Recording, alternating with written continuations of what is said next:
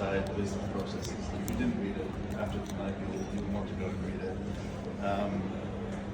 And so that's, and as we're at the juncture of moving from, as I would say, like from concept to market, marketing these innovations internally is helpful to think about it in that broader context. And Paul is perfectly positioned from all of the experiences to help us understand that. He's also much more entertaining than I am. So he's going to speak for 30 or 40 minutes.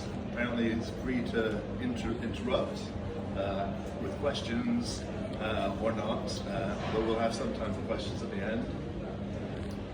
Paul will also be with us tomorrow, so if you want to spend some time with him, just picking his brains tomorrow, that's fine. And also at dinner, I think I'm right in saying it's free for all in terms of there's no seating plan, so you may catch up with him then too. But I'm going to hand over to Paul. Thank you very much, Steve. I'm delighted to be here this evening and actually honoured for Steve to choose me to come and do this pre-dinner speech. And I'm very pleased that it is a pre-dinner speech, that I can also enjoy the cocktails and the drinks as well, and the dinner. As you say, I'll be around to answer any other questions. But as Steve said, please interrupt. I'm going to hopefully make it a bit quite light, talk about anecdotes and so on. So please, if you want to know anything, what's it really like to work for Jack Welch? Is he as bad as the press made out he is, or what happened, or anything at all? Please interrupt during the meeting. I cannot just talk to you for 30 to 40 minutes. This has to be interactive, all right, or it'll be quite dull, however good you kindly. It's incredible the number of parallels to implementing business transformation, operational excellence, which I have done for the last 30 years. But I've also implemented automation as well, intelligent automation, primarily robotic process automation right at the start, so I do have that as well. So I'm going to share the learnings that I've had from that, and hopefully we can see the parallels to the journey that still early stage, but I must commend you for what you've done from a standing start in January to actually see, you kindly gave me a flavour of what you're going to present tomorrow, standing start to actually do all of the size of the prize, the POCs and the use cases all in these last 4 or 5 months is phenomenal. And to get Steve, to get you all together, to share best practice, to come up with a plan of how you're going to take this forward is super. And most of you are from the finance community, chief finance officers. I don't think there's a better group you could actually select to do that with. In GE, we had to work absolutely alongside the CFOs. If the CFO didn't give a signature next to every single dollar we said our Lean Six Sigma program has delivered, it was called fictitious, it was just made up. So we work hand in hand with finance, and that's going to be one of the key messages I get across. Okay,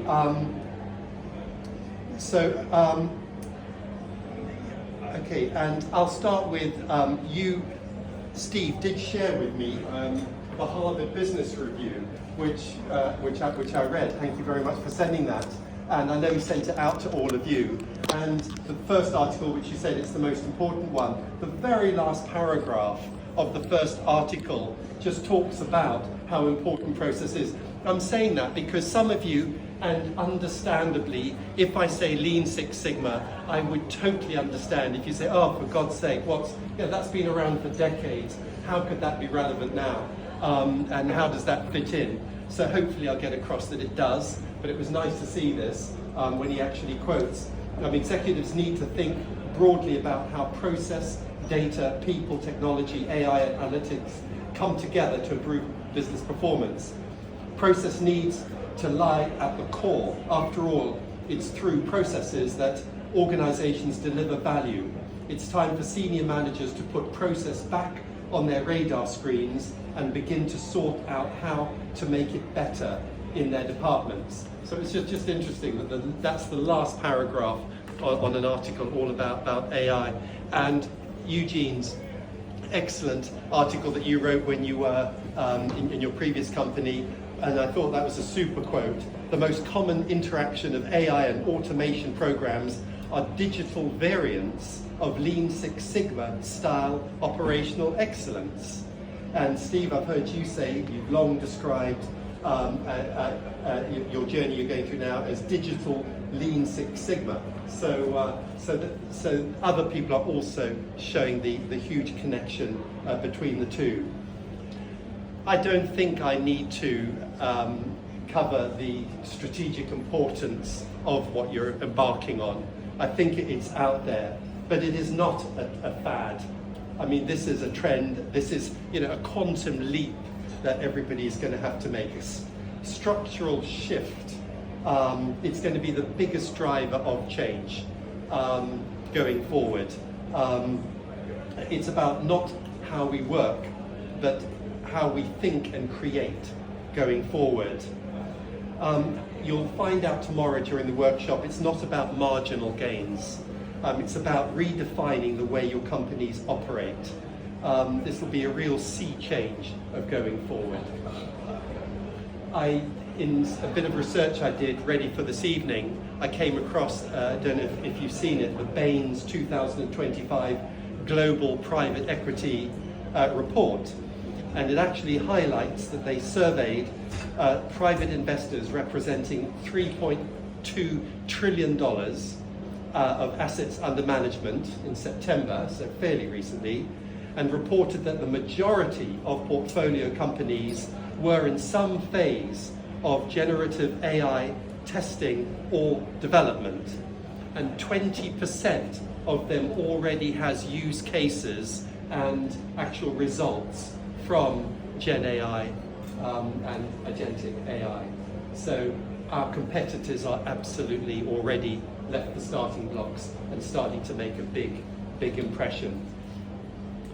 If you look at the tech advances over the last 50 years,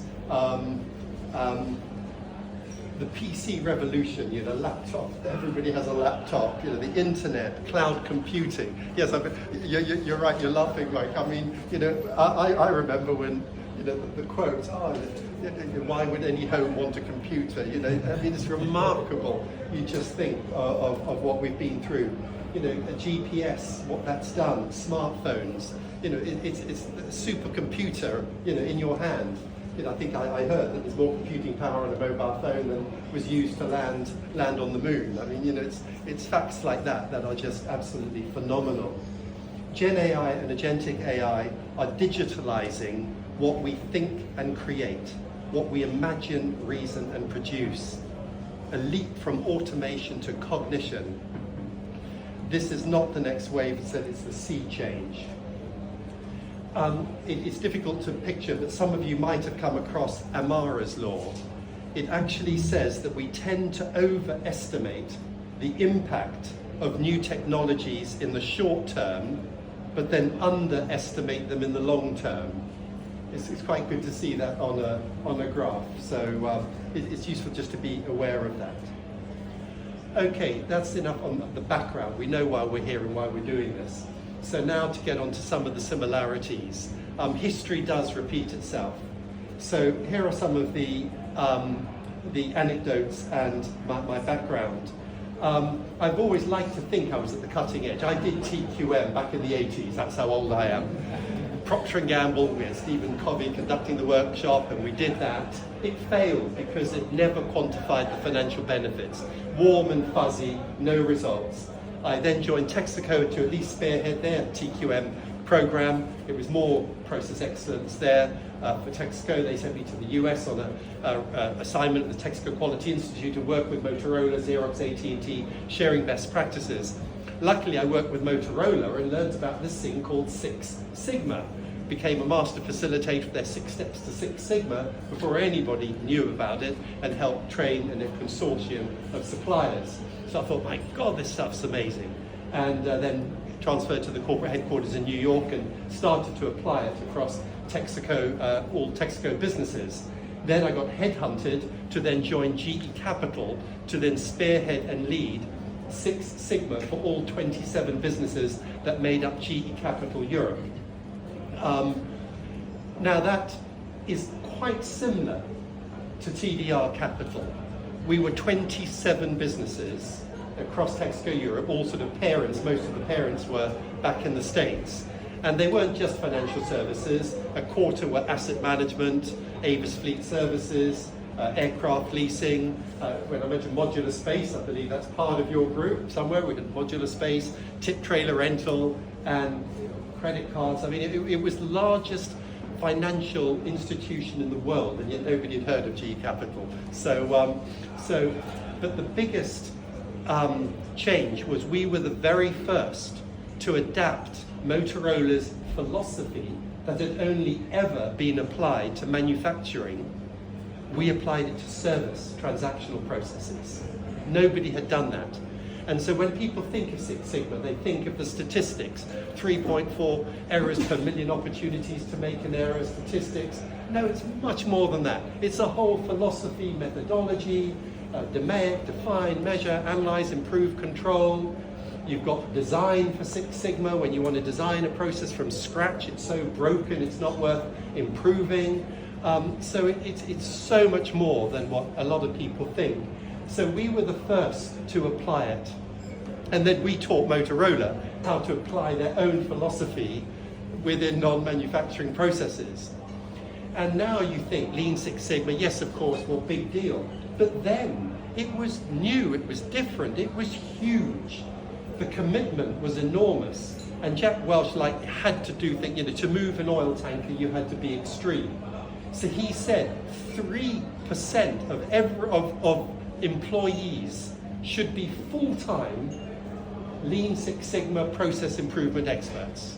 Excuse the jargon, black belts if you've heard of that. And green belt part-time, you've got a day job, but 1 day a week, a fifth of your time, you should be leading a project within the area or work that you're responsible for.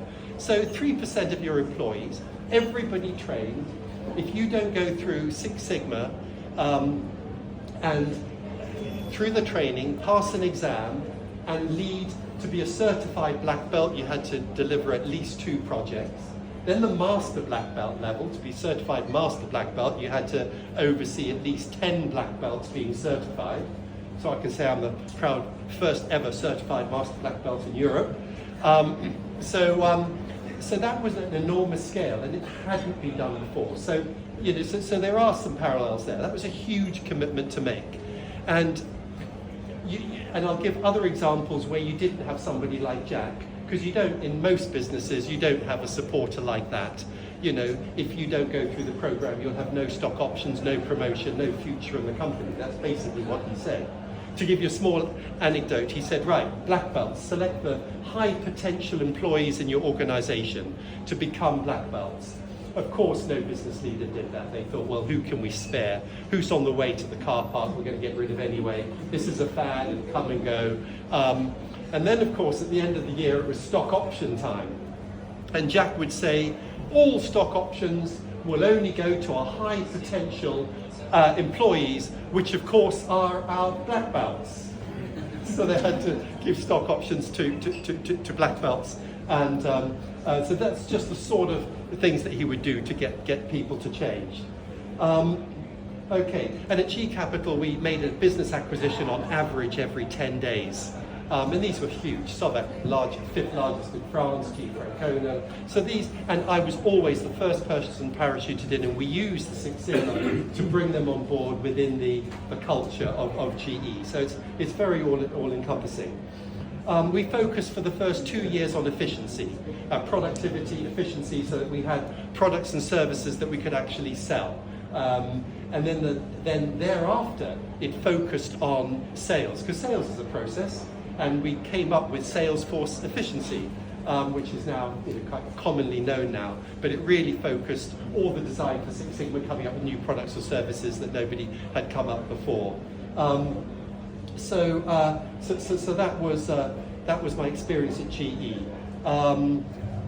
And even though when Jack said jump and everybody said, yes, of course, Jack, and how high, it still wasn't that easy. I had to go round to all 25 businesses, some of whom were making 25% return on equity, who never thought that Jack was going to cut their bonus because of Six Sigma, so I still had to sell them on implementing it. He did then at the end of the year, and they suddenly got the message, but it still required selling.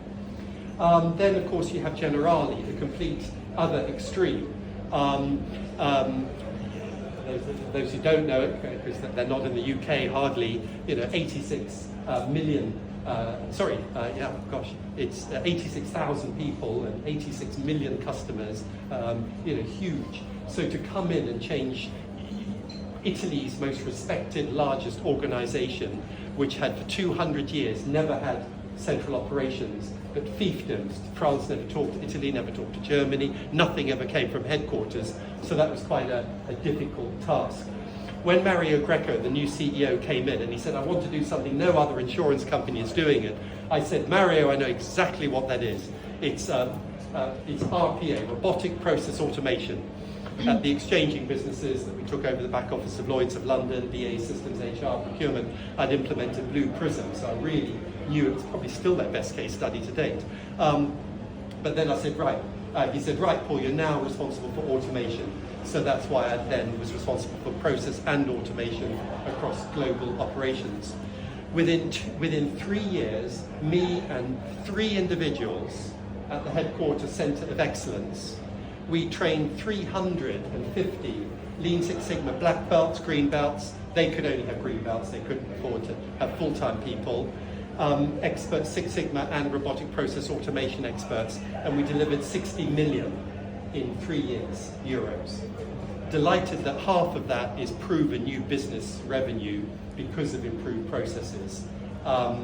So completely different to Generali. So you'll know what it's like here or within your business, your CFO, your CEO. How are you going to, direct this going forward? That'll be your decision. Stick or the carrot, sell it to them. But Generali was completely different. Then I had resistance. Germany, we've been using Six Sigma, and they had for years. Of course, you'd expect a German business to do that. But just within a couple of days, you realize that they were just working on minor projects, not aligned to the strategic priorities of the business.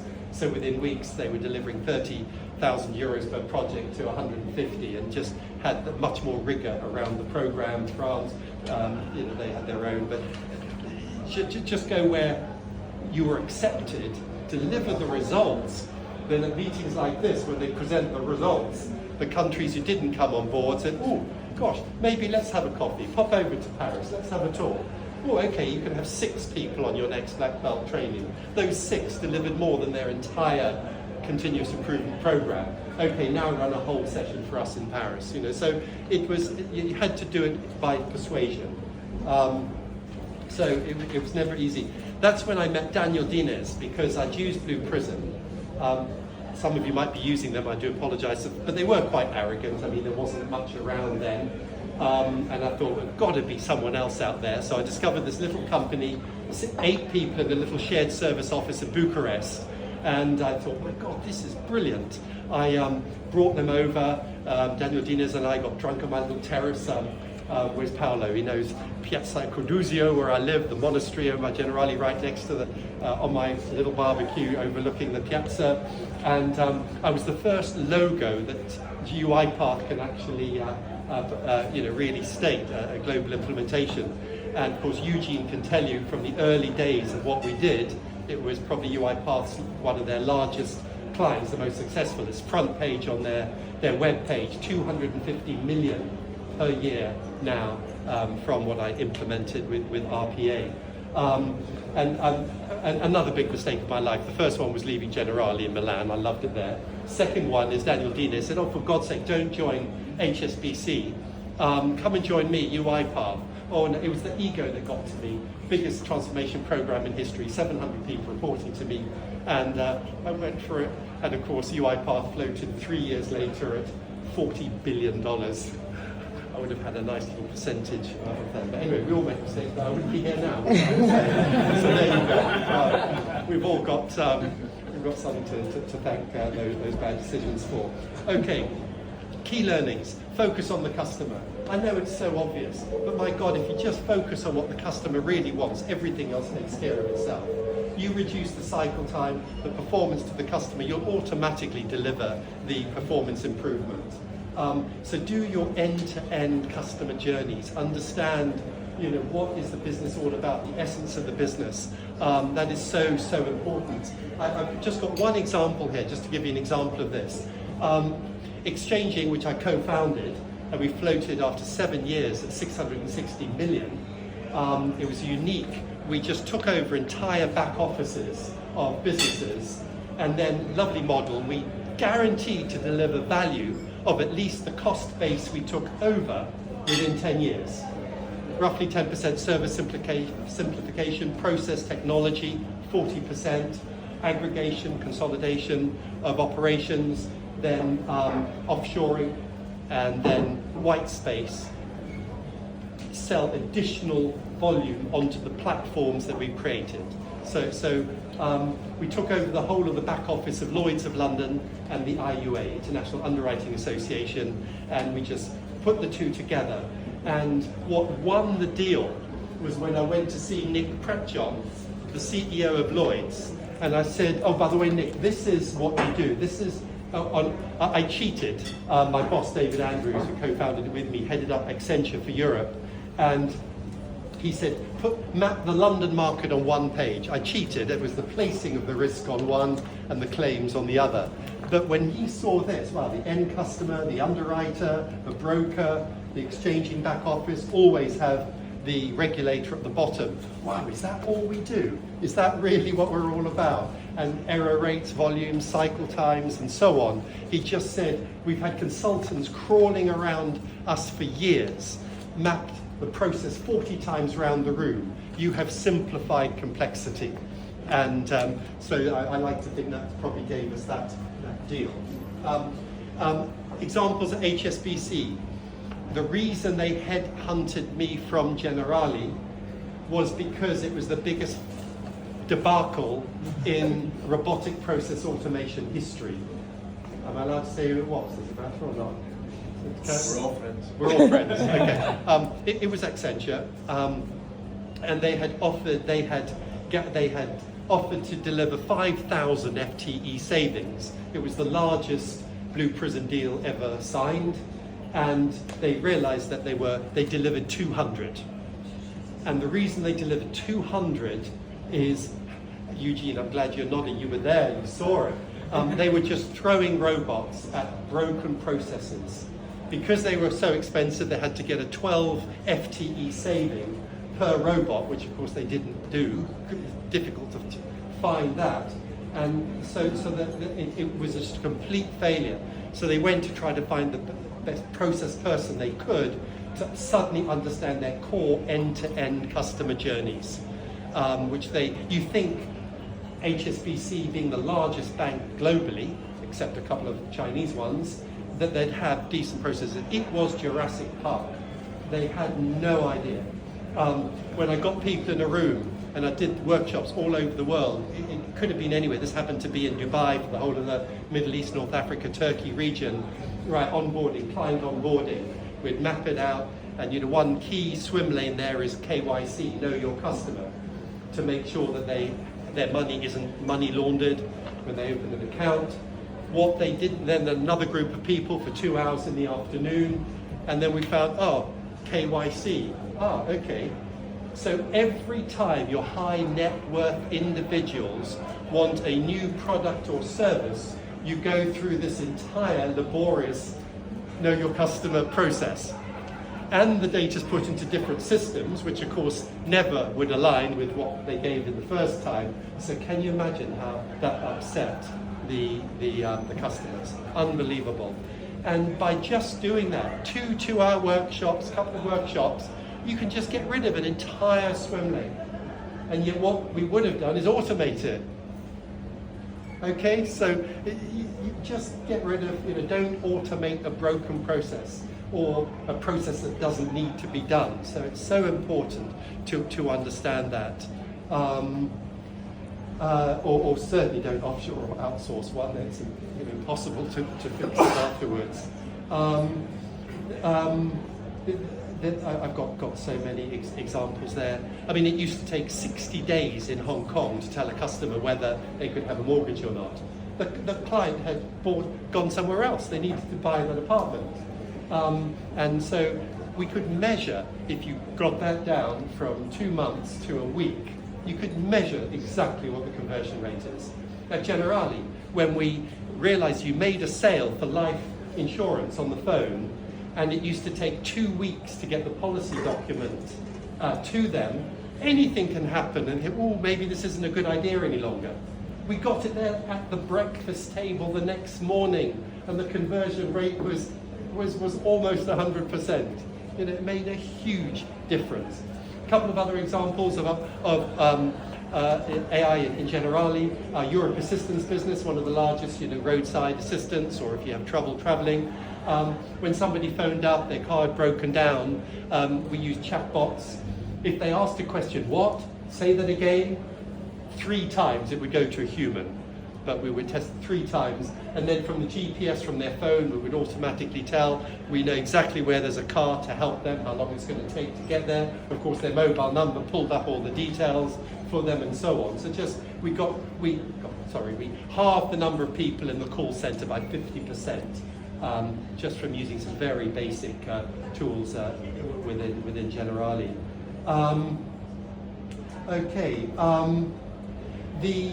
The parallels with the Project Beacon, the Six Sigma methodology for process improvement is define, measure, analyze, improve, control. It's a nice data-driven methodology for understanding what the root cause of the problem is, potential solutions, and implement. So very similar to what you're going through with Project Beacon, looking at it, define, via benchmarks, measure, analyze, your POCs, and then implementation. Another key learning is it's not a destination, it's a means to achieve. Okay, so just like Lean Six Sigma, operational excellence, GenAI, it's a means to achieve your business objectives, what keeps you up at night. That's how I sold it to the businesses. What's the biggest problem? What keeps you up at night? And then the usual question, where's your biggest pain? Okay, that's what we're going to work on. So let's make sure we focus on those areas. Yes, as I said, I think I said at the beginning, the CFOs, you're the perfect entry point. Begin with the financial diagnostics, identify priority areas, and build from there. Jack had a lovely expression, steal shamelessly, and I think that's good, and that's what tomorrow and a lot of that's all about. No point reinventing the wheel. Let's learn from each other. Let's do that. Absolutely. Measure relentlessly, particularly the benefits that your project's delivering. And as I say, look beyond operations. Look at revenue generation, the whole end to end. Building internal capability is important, because you have to. We were talking earlier that some of your businesses are relying on consultants. The more you can do yourself. There's not a business I haven't been in that weren't crawling with consultants. And honestly, you still need them. Of course you do. I'm not saying we can do it all ourselves, but there's a lot that we could go in. Generali had McKinsey crawling all over them. HSBC had, frankly, every consultant you could think of. But you could go and do a lot yourself, build in that capability, because your people know the business, what it's about, the politics, they have the relationships. They have all that. They know how to navigate, get things done. So you give them the extra skills they need to then help implement. Okay? So I would go in, as I said, there was always a team of no more than 2 or 3 of us, and we would implement these huge programs. You could do the same here. There's a workshop that I put everybody through. In fact, I wouldn't start any Lean Six Sigma Operational Excellence program if the senior leadership team did not attend it on day 1 of change of control, when Exchanging took over a business, or when I joined any businesses. It just happens to be a 2-day executive champion training. It's a simulation. So, in fact, I was eyeing up this room. It could be absolutely perfect. So it's not pin your ears back, here it comes, PowerPoint presentation. You learn by doing. You see the power of it. You start with a broken process, which will be totally tailored to TDR, and you don't deliver 20, 30, 40% improvement, 40-fold improvement in meeting customer requirements, cycle time, performance, cost of delivering the service, and so on. And that blows people's minds. When Mr. Lamberti, the Group Chief Operating Officer of Deutsche Bank, the background to that's quite interesting. So we took over 1,000 employees in the European Transaction Bank in Frankfurt. This was exchanging. We had no banking license in Germany. We couldn't speak German, and yet he trusted exchanging for what we'd done with our enterprise partnerships. And the exchanging model, as I said, we share the benefits 50-50.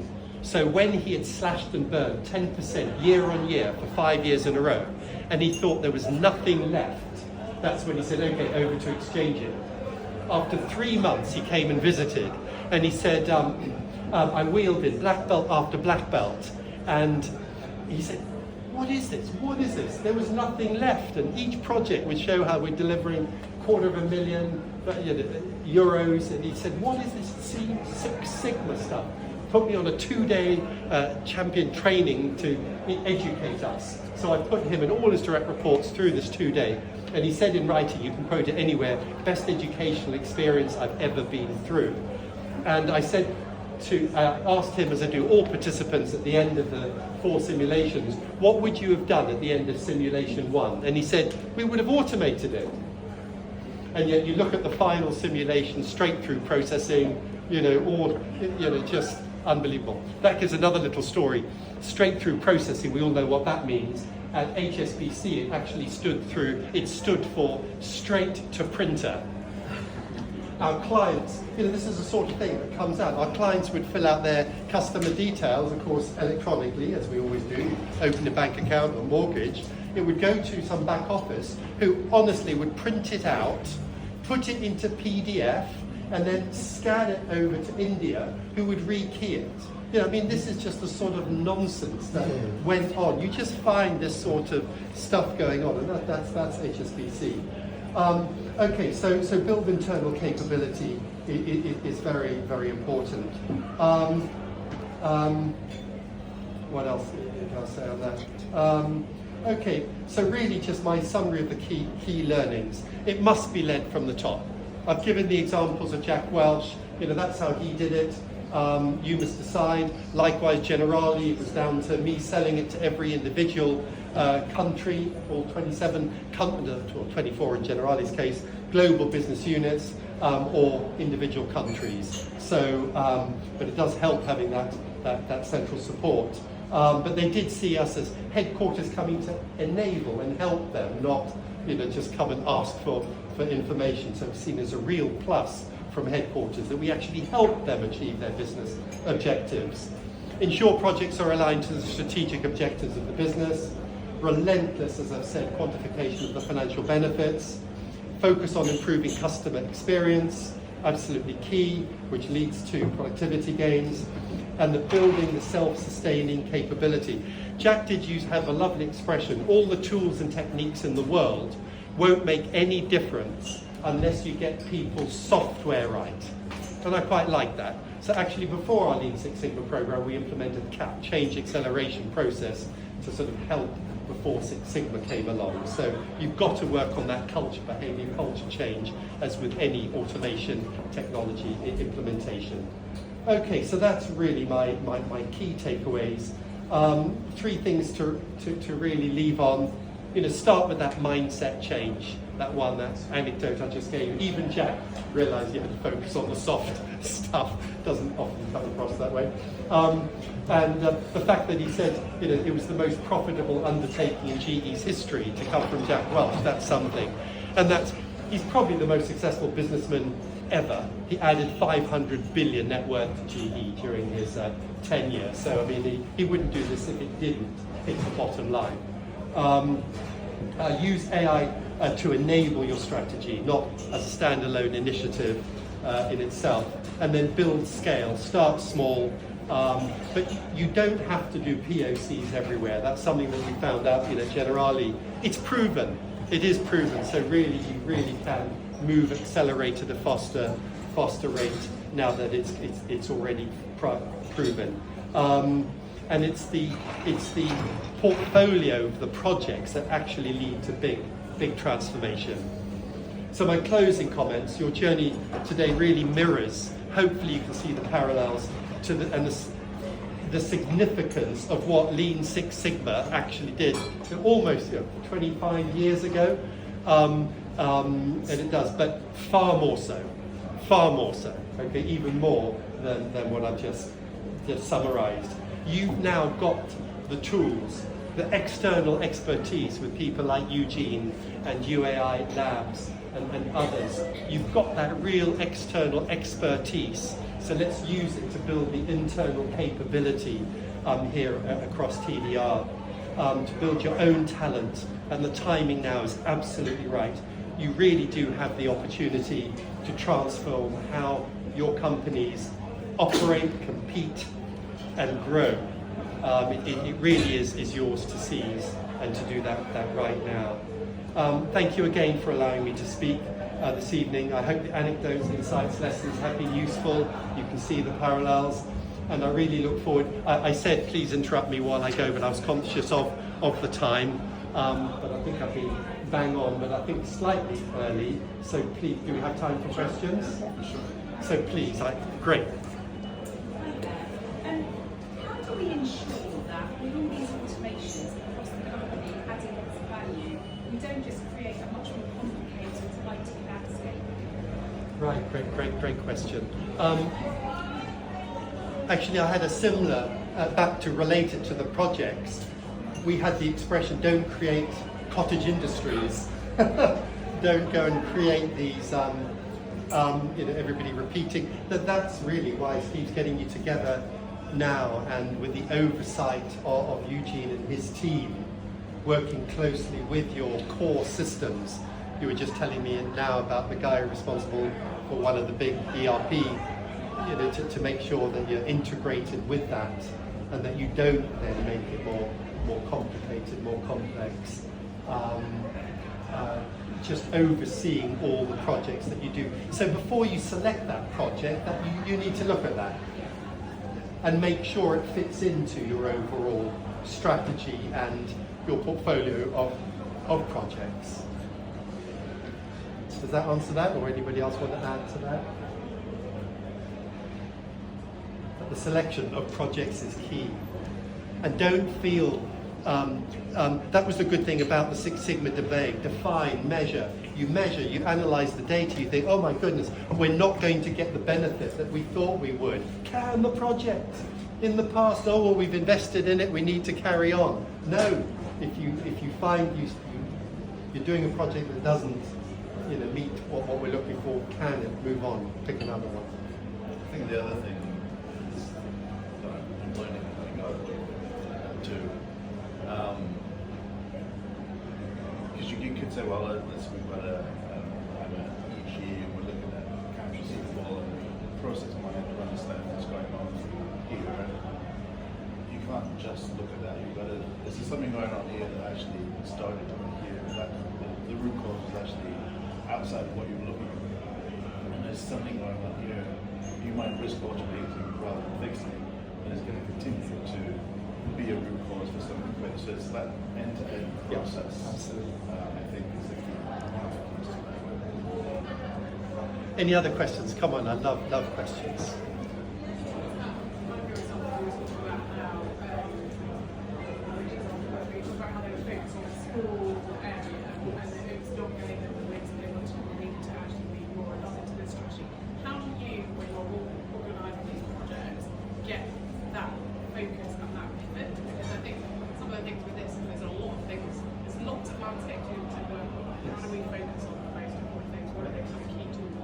Excellent.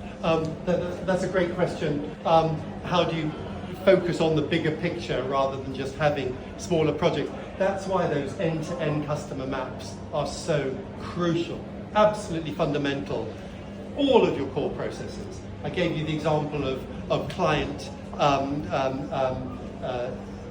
onboarding, mortgage processing. How we did 2 months to this. If you have that each one of the swim lanes in a map of this of this sort of size, each swim lane is then broken down in another map like this. Okay, so you'd have the KYC would be one box on a map like this, but you realize, my God, we're still doing it twice, but then you would map that. So it would always, every project has to be aligned to this, the end-to-end journey map. So that enforces that. I mean, there's other projects that you do. So for example, you can do pockets. At HSBC, we found change of address across the bank was taking 50 full-time equivalents. So there's a nice little, piece of software you can have just to change address, and every change of address throughout the business just went to this group who changed address. So you can do, but you make sure it's not a one-off pocket. So you can still do other, just to give you another example, you could do that. So I think that's the key, those end-to-end maps. And I gave you the example, KYC, but there's other. You just look at duplication. By doing that, you think of, well, why is this being done manually? This should be automated. So not only the repetition of the process, but automation opportunities and so on all come out of that end-to-end map. Two questions, somewhat linked. So in terms of the opportunity here with all the companies within TDR, I suppose now is the time to keep each other honest in terms of keeping these initiatives live. How did you find that within GE with the 27 companies in terms of engagement? Was your team the catalyst to enable that, or did that continue? My second question linked to that is, post your team's oversight, how did the companies maintain this into 2-3 years later to keep the momentum? Because it's okay, we're all here together today for a set piece of work. We need to keep this live, or it's another initiative for projects. Fantastic. Two good questions there. The first one was, how do you get engagement? GE, you mentioned 27 businesses. That's where Jack helped hugely. I was number one on the agenda for any meeting, and I was given 4 times longer than any business unit, and I am not joking. He would come for a business review one day back to back, and it wasn't good news if you were selected, because generally if you're doing well you weren't. And to make a point, he'd have all the business leaders there. They would see that I am number one on the agenda and given 4 times. If I was given 20 minutes, they were honestly given 5, and I'm not exaggerating. So he made a point of, this is always number one on the agenda. When I come to Europe, I want this. When every business leader presents his business unit, his business update, you start with Six Sigma. You tell me what's happening. And then, of course, all the things like the stock options and so on and so forth. So he made that quite easy. Generali, how I would do it there was, you can't do everybody at once. You're always going to get the 20% of you guys who actually want to move even faster than we're capable of doing, which is fabulous. You can be the front runners and be a good case study for the rest. You'll have 60% who will go along with it. You will have roughly 20% of each business will find a reason why it doesn't apply to their business and don't want to do it. So I'd pick the ones who really want to really go with it, use them as a real, they can shout about to everybody else. So at your next meeting in 6 months' time, there'll be some of you who stand up, this is what we've done, this is what we've done. So the Generali businesses, France, a few others, would sit there going, gosh, maybe I will have a bit of that. My goodness, that looks great. And so in time, they would come on board as well. But you've got to demonstrate the benefits, show them. You asked the second question, just remind me. How do you maintain momentum throughout the years in terms of 2 or 3 years' time? Right, that actually was easy. Once you've started and the ball is rolling and they've got the critical mass and you've got projects being led. Oh yeah, you have regular meetings, so the line managers must review the projects regular. At each phase of demand, it's got to go to the leadership team for review, sign off by the CFOs ultimately. So the momentum, once it gets going, the inertia the momentum, it just grows, it blossoms. They just want more and more people trained, more projects, and the chart up there of what everybody's delivering, the number of belts, the number of projects, the number of dollars net income that you've delivered, and starting to use it in different areas, revenue generation rather than cost saving. And employees love it because employees know and do not like to do bad processes, broken processes. They know it's rework, non-value added work, so they love this stuff. Just give them the tools, techniques to make a difference. Right down to, you can do a DMAIC on a desk project themselves in half an hour. They don't all have to be. And the momentum, no project should last more than 3 months. If it's more than 3 months, it's scope creep, it's too big. Knock off the 80-20 rule, the biggest impact on the problem. So that all helps. Generali Germany didn't have master black belts, which is why they were running around working on nothing and didn't have the rigor. So there's rules like that to keep that momentum going. So once you start this stuff, guys, there'll be no stopping you. Did you find any commonality of use cases across the 27 businesses? So you did something successfully specific in one that you could then translate to another? Peter, absolutely. Did you find successful use cases in one that you can't transfer? Absolutely. Which is why the best practice sessions are so important. I've got Steve to thank for this because I didn't know this when he asked me to do the after dinner speech before dinner, and he said, I've looked you up on YouTube. I said, really? And he came back with all these interesting learnings. I thought, my God, I'd forgotten it was out there. I think I put it on my LinkedIn years ago, and it must have been connected to YouTube. Read another one tomorrow. Great. Brilliant, excellent. And I forgot about just how much we did on best practice sharing. Whenever we ran a 3-week black belt training, or it can be 2 weeks for you, we'll tailor it. I think 2 weeks are right for most businesses. You don't need the level of statistics and so on that a lot of other businesses might need. Then the last day of every wave of black belt training, we'd always have a best practice session and invite belts, whoever can come and attend and share practice. I talked about certification. You have to lead 2 successful projects and they have to be signed off. One of the prerequisites, you have to document your project and put it on the SharePoint. So every project is documented. So you're looking at whatever it is, claims processing, mortgage, whatever businesses you have, your finance, your closing of the accounts, or this or that. Just go on, tap in the search, and it'll give you all the projects that people have run with the person who led that project. You can give them a ring. Hey, John, I understand that you ran a project on month end, or tell me about it, share. So huge to save reinventing the wheel, which I think is one of the key objectives of Steve bringing you all together to do this. Do you think we all probably have our own idiosyncrasies of the firms we work with? Or are there things where you would guess that maybe the specific processes that we are all likely to suffer from issues with, and therefore we might want to start? Brilliant question. Thank goodness I opened up to questions, because it's getting me to answer stuff that I could never do when I'm given 30 to 40 minutes to present. Do we all have idiosyncrasies? Do you think there's commonality? There is commonality. Say particularly in SG&A, finance, absolutely. I'll give you the example when exchanging, we took over the whole of global human resources and global procurement. Nobody had ever done that before, and it's never been done since. So we took 90% of HR. So it wasn't just your admin, rule-based, pension, payroll. It was everything: relocation, expat assignments, 360 appraisal, and BAE Systems was actually quite similar to you. So here's the parallel again. They were an amalgamation of 35 different businesses that they had acquired.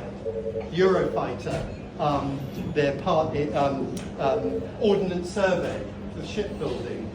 35 completely different businesses, 5,000 people working in the Air Force in Saudi Arabia. They'll all tell you we're different. Nonsense. HR is HR. there are some differences. Yes, dealing with an expat in Saudi Arabia, yeah, there'll be a few differences to other things. But procurement, HR, they have to have a very good reason why they can't follow what you come up with is best practice. This is what and it'll involve you. Look, this your business here. With ASDA, this is this is our process. Okay. Well, what works with everybody? What do we think is best in class? One of you might already be pretty much there, but then we just implement it across the group. So guys, we've been working with you. We've come up with this. Can you all live with that? And live. It might be not ideal, but at least the core level. And then maybe some changes. So that's where you really can get momentum across the group. So again, you would select what you all work on, right? One of you could work on this process, another one work on this process, and then you all get together and you share the automation, what you've come up with as the to be. You've got the as is, the could be, the should be with the automation. So when you come up with the should be, right guys, can you all live with this should be? And then you don't need to go through all the steps. You don't need to actually. In fact, in some ways, it's easier just to go in with a should be like that. When I say this is revolutionary, what you're about to go through, because sometimes the old-fashioned way, when you mapped your as is, people then, oh, is that what we do? And then they suddenly become, they own it. Whereas it's sometimes easier when they don't know. And you can go straight to a should be automated process. We've we very kindly did issue a challenge to us, to TDR. But we're considering what our challenge is. I don't think our role is to be the Jack Welch to portfolio. I don't think it would be too well received. MIPS and bonuses, there's the stock option example. But we are trying to figure out what our role is. This is what we've been doing so far. We talk about a center of excellence growing in TDR. I also refer to it as the center of knowledge. Yeah, it's not great. And it's sharing, part of what we expanded Beacon to was let's understand just simply what systems you all have. 4 months ago, I couldn't have told you what most of you had. Now I can tell you how many of you have SAP, Workday, Dynamics. So there could be specific use cases that were, okay, well, has to go Workday and they've just done this, and then XYZ other companies got Workday, let's share that. Or it could be domain specific, AP is AP, like said HR is HR. Or the other thing is, for new use cases, one of the things we want to do is bring together a subgroup for which it makes sense. So one example is, a few people have said, we've got a lot of leases, and everybody's got thousands of stores, or gas stations, or pubs, or restaurants. And one of the things that GenAI is great for is consuming all that content and telling you what you want to know. So it first came from Russ in EG. He's like, I've got all these, I don't know, 20,000 leases. I don't know what it says. Every time there's a repair, we do it. Maybe it's a landlord repair, we should be charging them, but we have no idea.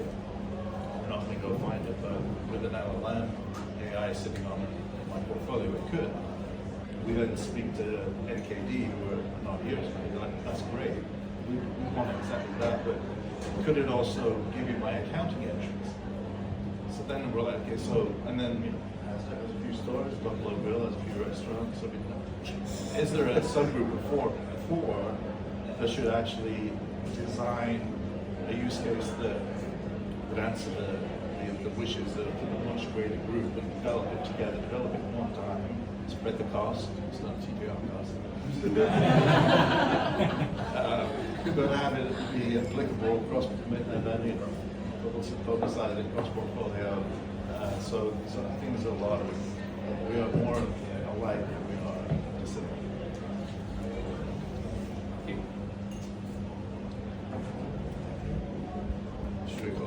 I'm around all evening and tomorrow, so please, such great questions. I'm sure the rest of you have just as many. So please come and ask me.